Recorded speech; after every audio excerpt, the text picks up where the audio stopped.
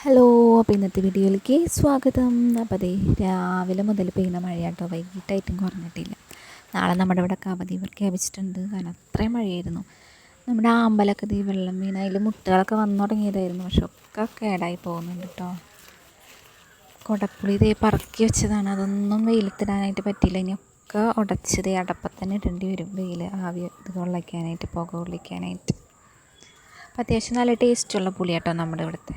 ഇപ്രാവശ്യം ഉണ്ടായതായതുമ്പോൾ പുതിയതായിട്ടുണ്ടായതാണ്. പക്ഷെ നല്ല ടേസ്റ്റാണ്, നമുക്ക് വെറുതെ കഴിക്കാനായിട്ട് പറ്റും. അങ്ങനത്തെ ഈ പുകയൊക്കെ കൊടുത്ത് ആവി കയറ്റിയില്ലെങ്കിൽ ശരിയാവില്ല. പിന്നെ വൈകിട്ട് ദേ കഴിക്കാൻ വേണ്ടി നമുക്ക് ഉള്ളിക്കിഴങ്ങ് ഉണ്ടാക്കാമെന്ന് വിചാരിച്ചിട്ടോ. അങ്ങനെ ദേ ഉള്ളിക്കിഴങ്ങ് നമ്മൾ അത്യാവശ്യം ഇത്രയും വലുപ്പത്തിൽ തന്നെയാണ് നമ്മൾ വേവിച്ചെടുക്കുന്നത്. നമ്മൾ പീസായിട്ട് തന്നെയാണ്, ഉടച്ചങ്ങനെ ചേർക്കില്ല. അങ്ങനെ ദേ അതൊന്ന് കഴുകിയൊക്കെ എടുത്തിട്ടുണ്ട്. ഇനി നമുക്ക് കുക്കറിൽ ഇടണ്ടെന്നാണ് വിചാരിക്കുന്നത്. വിസിലടുപ്പിക്കേണ്ട, അത്യാവശ്യം കുക്കറിൽ തന്നെ ഒന്നിട്ട് മൂടി വെച്ച് വേവിക്കാൻ പാകത്തിനാന്ന് തോന്നുന്നുണ്ട്. നല്ല അത്യാവശ്യം നല്ല ടേസ്റ്റുള്ള ഉള്ളി പോലെ ഉണ്ട്, നമ്മൾ വെറുതെ കഴിച്ച് നോക്കുമ്പോൾ തന്നെ കേട്ടോ. അത് അത്യാവശ്യം വെന്ത് തുടങ്ങിയിട്ടുണ്ട്, നമ്മൾ വിസിലടുപ്പിക്കാണ്ട് തന്നെ. ഇനി നമുക്ക് ചമ്മന്തിയും കൂടി ഉണ്ടാക്കണം കേട്ടോ. അപ്പോൾ വേവിച്ച് അതൊന്ന് മാറ്റി വെച്ചിട്ട് നമുക്ക് കാന്താരി ചമ്മന്തി തന്നെ ഉണ്ടാക്കാമെന്ന് വിചാരിച്ചു.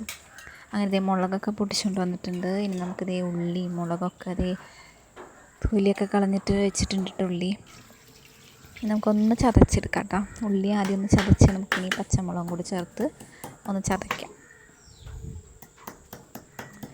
നമ്മൾ മിക്കതും മുളക് ചമ്മന്തി ആട്ടോ ഉണ്ടാക്കൽ. കാന്താരി ചമ്മന്തി ഇങ്ങനെ വല്ലപ്പോഴൊക്കെ ഉണ്ടാക്കലുള്ളൂ. പക്ഷെ നല്ല അടിപൊളി ടേസ്റ്റാണ് കേട്ടോ. അങ്ങനെ നമ്മുടെ മുളകൊക്കെ ഒന്ന് ചതച്ചെടുത്തിട്ടുണ്ട്. ഇനി നമുക്കതിലേക്ക് ഒരു പാത്രത്തേക്ക് മാറ്റിയിട്ട് നമുക്ക് ഉപ്പും വെളിച്ചെണ്ണയൊക്കെ ചേർത്ത് കൊടുക്കാം. അതുപോലെ പുളി വേണം കേട്ടോ, പുളിയും ചേർത്ത് നല്ലപോലെ ഒന്ന് മിക്സ് ചെയ്തെടുക്കാം. അപ്പോൾ പുളിയൊക്കെ തേച്ച്